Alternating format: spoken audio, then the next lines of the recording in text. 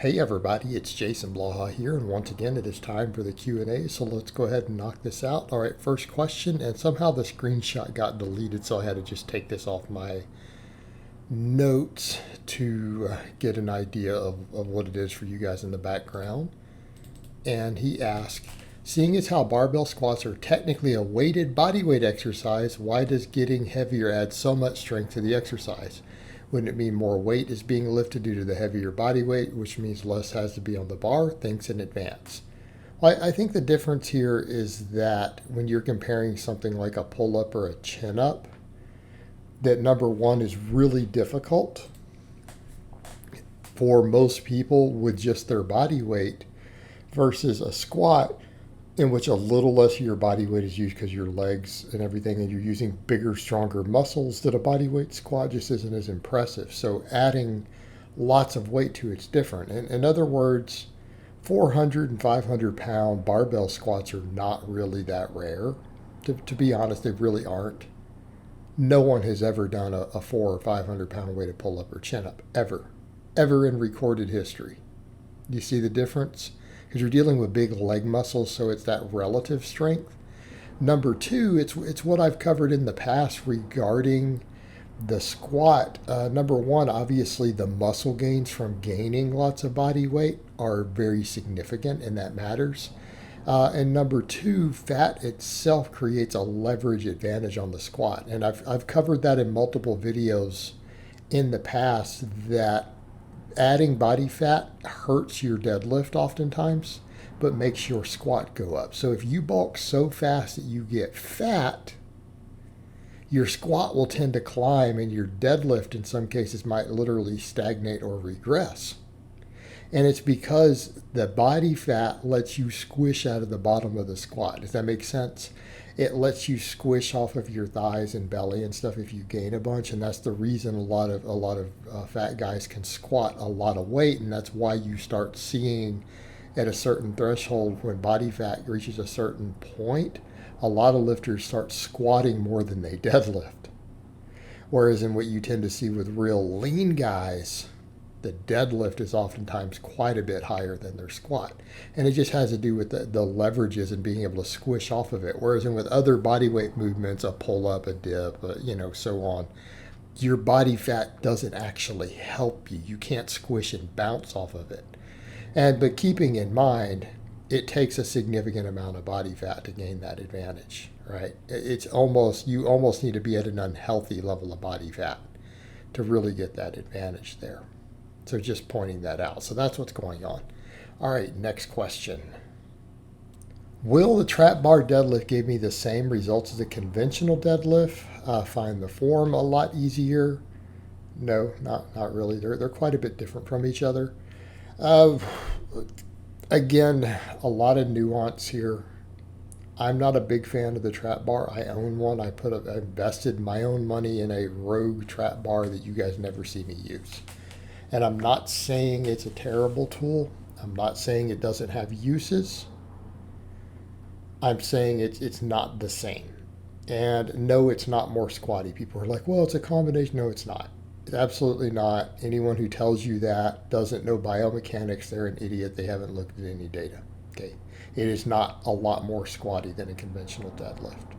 It's slightly more, and it's not even remotely as squatty as a sumo. So if your goal is to deadlift as squatty as possible, then you need to sumo deadlift, right? Easy solution.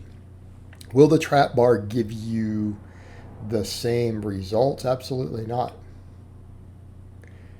What do I mean there? Glutes and hamstrings and stuff, probably pretty similar. Your low back, absolutely not. And let's come over to that point. People are like, well, I use it because it uses less low back. Well, then don't be upset when your low back doesn't get bigger and stronger, right? Do you understand that? It's like when someone says, I prefer to do a pull-up instead of a chin-up because it uses less bicep. Hey, perfectly fine. Perfectly fine. You want to use less bicep. Now, keep in mind, a pull-up uses a lot of bicep. It still uses your biceps. But your biceps are not going to get as big and as strong on a pull-up as they potentially could on a chin-up, right? So if you intentionally remove a major muscle, quite a bit reduce the load in an exercise, do you get the same results? Well, probably not. So you come over to the trap bar. I think the lower body, some of it, I think it's going to be potentially less, and that includes the load, but specifically the erectors. Will it build, say, your traps and lats and stuff just as effectively as a conventional deadlift? I think so. It might even be a hair better, right? It might produce slightly better results there. But it is not going to build your low back, and that's the point. Because you're using less low back, your low back isn't going to get as thick or as strong as or as resilient as it does with a conventional deadlift. Okay, so no, it doesn't give the same results. It doesn't give the same results, and if anything, it is harder on recovery. But that's a whole nother topic, and it has to do with relative loading, the amount of weight, compressive force, and so on. All right, so there's a lot going on there. I'm a fan of the conventional deadlift. I'm a big fan of the conventional deadlift. Obviously, I'm very biased towards it, and I admit that bias, though. All right, next question. What do you recommend in terms of programming, progression, etc., to achieve 100 pounds or more chin-up? It's the last of the big five I need. Look, I don't know that you need to try to hit a 100-pound weighted chin-up for a max. I've also kind of made some other stuff saying, look, if you can do 15 body weight pull-ups or chin-ups with the big five strength standard, that is just as good as a 100-pound pull-up or chin-up, right? That is totally viable as a replacement. So that being said, I mean, when you're asking how do you program, that's like saying, how do you program to get to a 500-pound squat?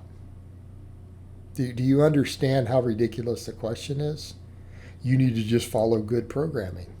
You need to build all the muscles up. And how do you get really strong at chin-ups? Well, you need to build your biceps and your lats. That's what you need to do. Now, how you choose to get there, a lot of different ways. But here's the other thing I would say. Why don't you just do lots of chin-ups or lots of pull-ups and get good at them? Okay? It's like with anything else. How do we get stronger? By hypertrophying the muscles and practicing a movement pattern. Why don't you get really, really good at pull-ups and chin-ups? Why don't you get to where you work up to do 5 sets of 10 on them in a workout while leaving reps in the tank? And then slowly build them up from there until you can get 11 sets of 10 without hitting failure, and then 12 sets of 10. Just take time. It's just a matter of literally doing chin-ups and pull-ups without overtraining or getting overuse over years, doing tons of them. Because again, you're talking about a high strength level on a movement. Well, you're just going to have to spend years and years working on it. I don't know that you need to program body weight exercises like that. They're secondary exercises. You don't have to program them or worry about progression, add a rep here or there over the years. That's it. These are all that's a long-term goal. The Big Five strength standard is not something that you're realistically going to hit 2 or 3 years after you walk into the gym if you're drug-free and not a genetic freak. Okay, it is a long-term, very long-term goal of saying, hey, maybe in 8 to 10 years, this is where you could be. Okay, context. So you're not going to have a program progression. You just need to do lots of pull-ups or chin-ups and not hit failure and just get better at them over the years. That's it. All right, guys, but that's really all I have to say on that today. I hope it's been informative, and I will talk to you guys next time.